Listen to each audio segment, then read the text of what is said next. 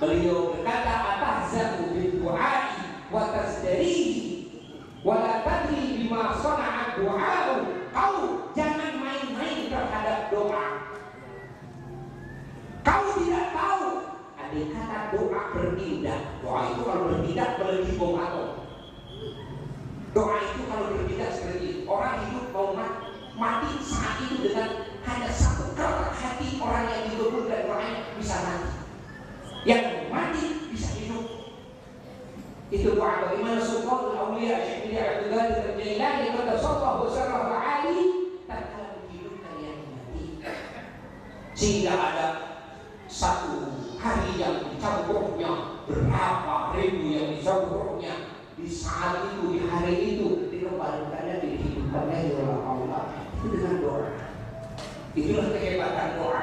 Jasadnya boleh jadi tidak kemana-mana, tapi hatinya naik ke alam malakut, menghadap kepada Rabbnya dengan jalan wahda.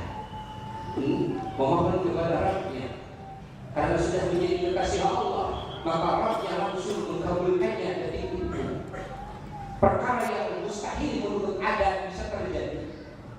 Bisa terjadi. Siapa dan teknologi mana yang bisa menghidupkan yang sudah hancur dihidupkan oleh Sultanul Auliya. Nenek ahli syair itu sudah berapa 100 tahun dihidupkan oleh beliau. Bagaimana cara menghidupkannya? Komil ini hiduplah dengan izinku Allah. Itu Sultanul Auliya Syekh Abdul Qadir Jailani kepada sallallahu alaihi.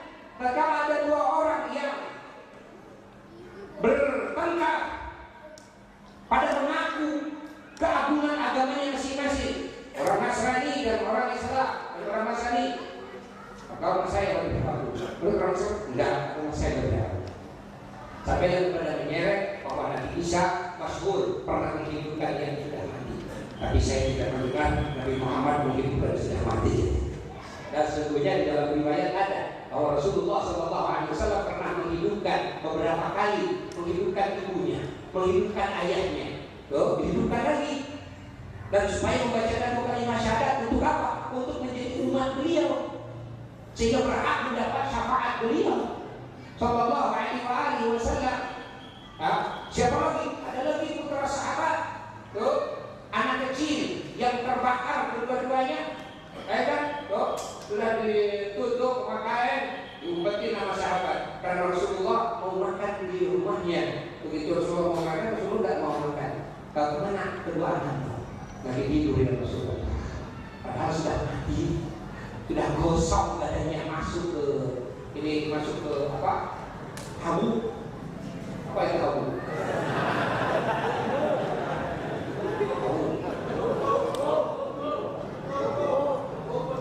Tunggu, masuk ke tunggu. Yang seorang lagi udah hampir menggeluncang, hampir putus di lehernya. Karena tatkala abahnya ini mau mengundang Rasulullah SAW supaya makan di rumahnya, dia menyuruh kambing. Itu adik-adik ini dia kambingnya. Abahnya begitu sudah selesai tadi masak, ini sama adiknya, kita sembunyi ya. Ini adiknya sembunyi, nanti seketika. Begitu abahnya lihat, dia ketakutan, masuk dia tuh dalam tunggu itu kosong. Yang satu lehernya terputus, yang satu kosong. Karena Rasulullah mau datang dan sampai Rasulullah hatinya terganggu. Itulah sahabat Rasulullah SAW. Jika tidak berpikir anak mau mati, yang berpikir jangan sampai hati Rasulullah SAW terganggu. Bagaimana hidup kita dengan maksiat kita? Apakah Rasulullah tidak terganggu? Apakah Rasulullah tidak sakit? Apakah Rasulullah buta, tidak melihat kita? Tidak mungkin. Di mana akidah kita? Di mana keyakinan kita? Kita punya keyakinan bahwa Rasul melihat kita, Rasul mendengar kita, Rasul mengetahui semua gerak diri kita. Terus setelah itu kita kerjaannya nonton TV. Apakah tidak malu? Apakah tidak menyakiti hati Rasul?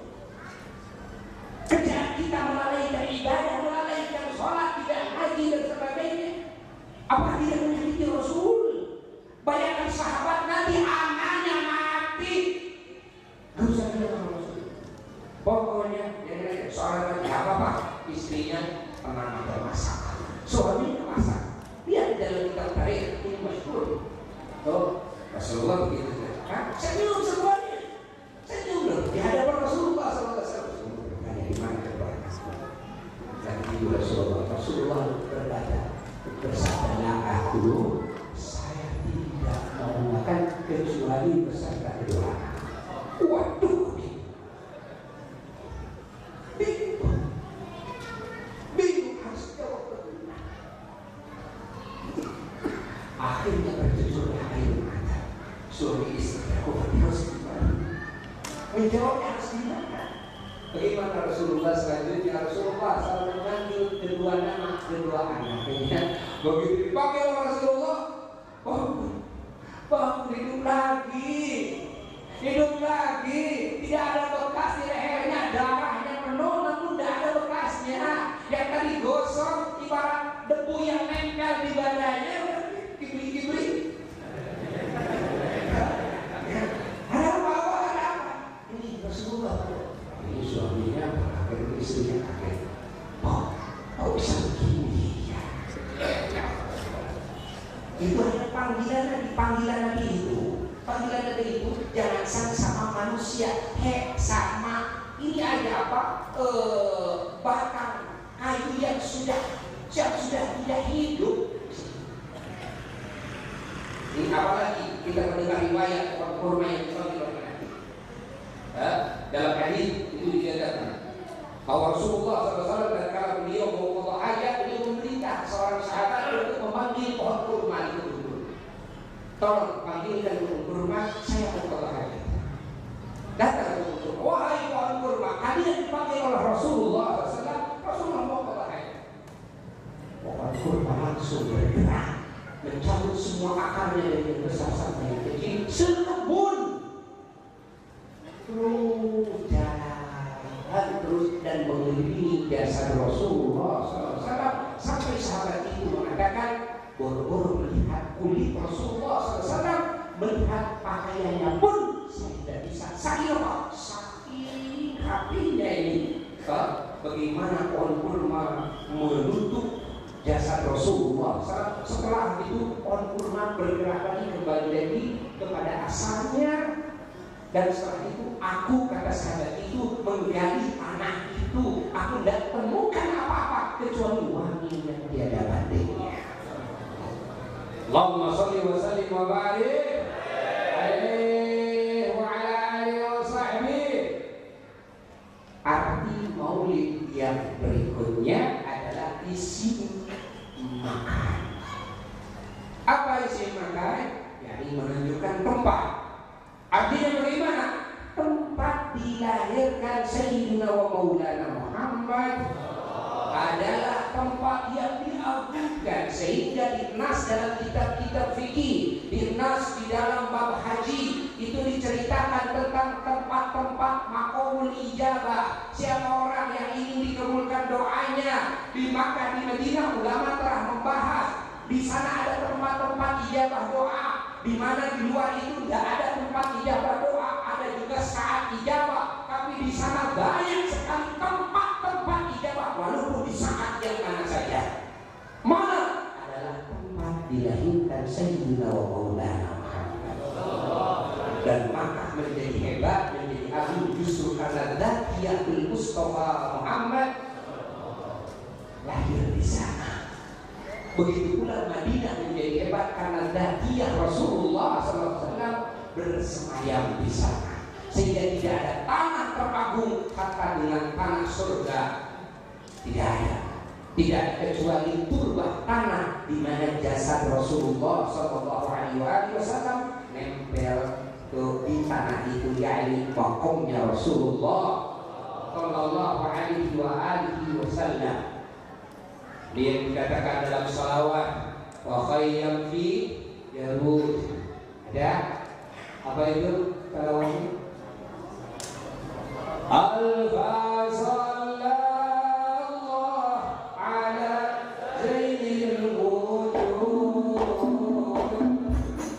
sakan khayyam wa khayyam fi yarud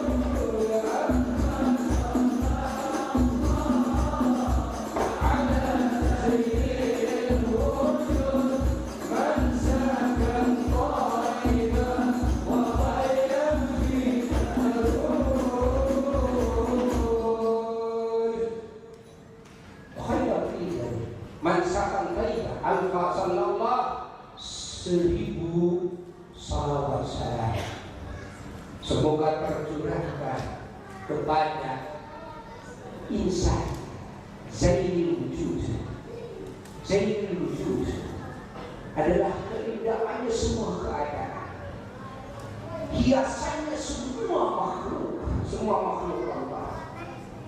Masakan Taibah adalah insan yang berdiam di Taibah, yakni Madinah Al-Munawwarah, wa khayyam, dan berkhemah fi Jarud. Apa Jarud? Jarud itu wadi.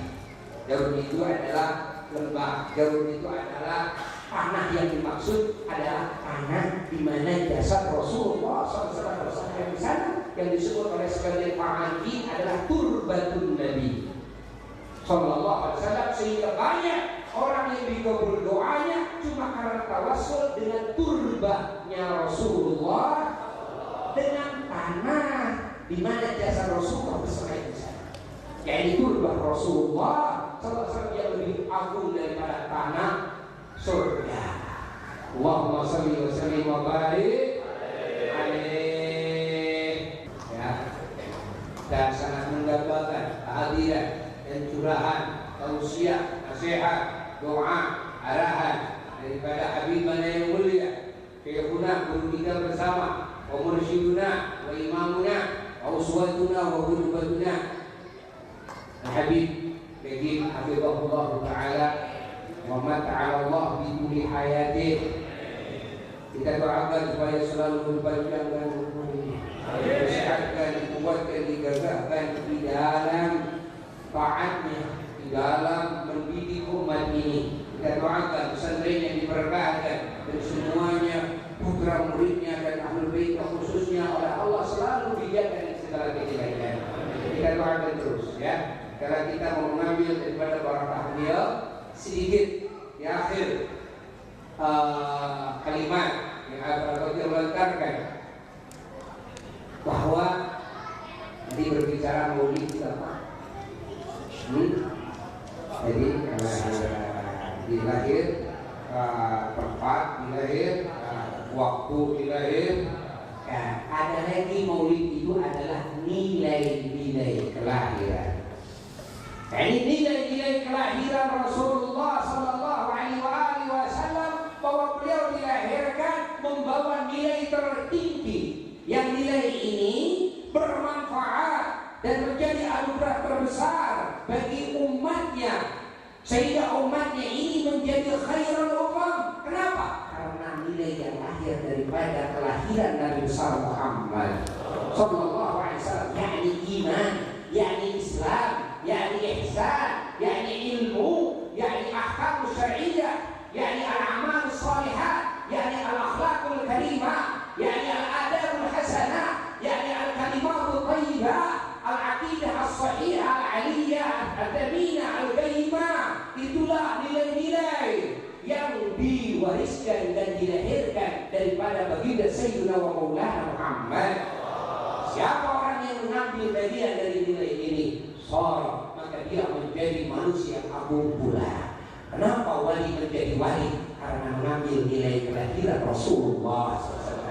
Kenapa ulama menjadi ulama? Karena mengambil nilai kelahiran Rasulullah SAW. Kenapa syuhada menjadi syuhada? Karena berjuang sampai mati di atas apa? Nilai kelahiran Nabi besar Muhammad Sallallahu Alaihi Wasallam. Begitulah para siddiqin, begitulah para muqarrabin dan semua mukminin, termasuk Sultan Auliya Burhan Wasfiyah Sayyid Syekh Abdul Qadir Al-Jilani Sallallahu Alaihi Wasallam. Bagaimana beliau menjadi wali yang besar? Karena mengambil nilai daripada kelahiran datuknya Sayyidina Maulana Muhammad. Bagaimana Eyang Muhammad Kurdi radhiyallahu anhu, Eyang Cibakan, bagaimana istri beliau Ibu Hajah Maryam, beliau adalah waliyah, beliau adalah wali Allah. Beliau di samping dididik oleh suami sebagai wali, juga dididik oleh orang tuanya sebagai wali. Dia itu merambah terdidik di kalangan wali. Beliau silsilahnya sampai kepada yang dalam Haji Abdul Malik Mahmud radhiyallahu ta'ala. Dalam Haji Abdul Malik Mahmud mempunyai putra adalah Mas Sukajaya, terus ke bawahnya Mas Sabah, terus Mah Ilu, terus Mah Ranci, terus Mah Jamia, terus Mah Uci. dan Mahampia. Mahaji mempunyai putra, Mahaji Fatimah mempunyai putra, Mahaji Maryam. Itu datuk saya, Mahaji Maryam. Jika begitu kepada Kiai Salan itu keberkahan, atau adik juga bisa, ya. Maaf ya, maaf tapi nggak boleh bilang paman, emang nggak boleh. Kenapa? Lihat ya, lihat. Bagaimana nanti kalau sebut emang, waduh, takut dah laku. Besar. Mahaji Maryam itu salah satu karomahnya. Mahaji Maryam setiap mau sholat beliau jatuh pingsan. Setiap. Kenapa? Kalau beliau begitu komat, beliau begitu komat, begitu komat beliau mengatakan langsung Mahaji Maryam, begitu komat itu keluar api dari dadanya seperti babi. Beliau Allahu Akbar, beliau Allahu Akbar keluar seperti babi, setan itu keluar sampai kelihatan beliau. Itu setiap mau sholat seperti itu. Kalau kita salah bagaimana? Di dalamnya amanah. Ditembeli setan-setan. Setannya tidak mampu. Beliau Ustaz tidak mampu. Setannya ada di aliran darahnya sampai keluar, dan beliau saksikan sendiri. Itu salah satu karomah Mahaji Maryam. Diperlukan salah satu karomahnya adalah bagi menerima cerita itu langsung daripada Syekh Wali yang menzamaninya. Itu juga saudaranya. Beliau langsung menceritakan hal ini dan banyak lagi cerita-cerita yang lain tentang ramah daripada Hajjah Siti Maryam radhiyallahu ta'ala. Di antaranya adalah bahwa Eyang Cibaban itu tidak mau makan makanan siapapun yang disentuh oleh tangan siapapun, hak terpilih. Kecuali katanya Wali mengatakan yang disentuh oleh tangannya Mahaji Maryam atau tangannya nenek Al-Qadir, Ibu Boyo sampai diracak. Makanan buat Eyang Cibaban diracak begitu. Diracak itu gimana? Diaduk, makanan diaduk dikasihkan sama Eyang Cibaban. Dan tidak, Eyang Cibaban itu tidak bersentuhan salaman tuh dengan sembarang orang. Eyang Cibaban mengatakan kalau bersalaman dengan orang yang tidak turun itu panas. Ya, makanan tidak bisa dimakan kalau disentuh dulu oleh sembarang. Kalau Mahaji Maryam, itu pilihan beliau. Mahaji Maryam, bagaimana dengan istri kita? Walaupun hajah Maryamnya 10 kali. Masya Allah. Ini adalah suri toladan. Kenapa kita ungkap Mahaji Maryam seorang wali? Supaya menjadi nasihat bagi kita. Kita sebagai kiai, kita sebagai mubalik, sudah tak bisa mencetak istri seperti Mahaji Maryam. Itulah PR kita semuanya. Wallahu a'lam bishawab. Wassalamualaikum warahmatullahi wabarakatuh.